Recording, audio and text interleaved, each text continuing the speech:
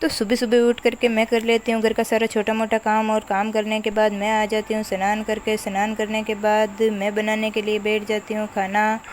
और mummy papa और भैया गए हुए थे आज खेत में निनाण करने के लिए, और मुझे मम्मी सौंप करके गई थी घर का सारा काम।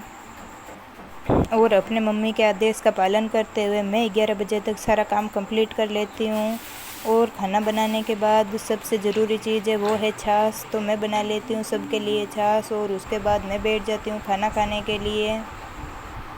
और खाना खाकर 5 घंटों तक आराम करने के बाद मैं उठ करके पी लेती हूँ चाय, और चाय पीने के बाद हम लोग रवाना हो जाते हैं खेत की तरफ, क्योंकि सुबह पापा गए हुए थे और अभी मेरी बारी आ गई थी निनाण करने की, क्योंकि पापा को कार्य मिल जाता है खेत से गाय को लेकर के आने का। और फिर पूरे 3 घंटों तक हम कर लेते हैं निनाण।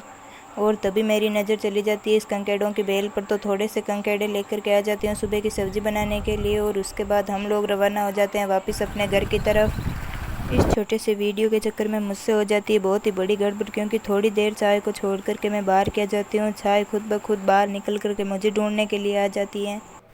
और मम्मी चाहे मुझे चाय के पास बिठाए या दूध के पास, वो ऊपर करके बाहर आते ही आते हैं। और अपने उन्हीं सबूतों को मिटा करके मैं चली जाती हूँ मम्मी के पास चाय लेकर के।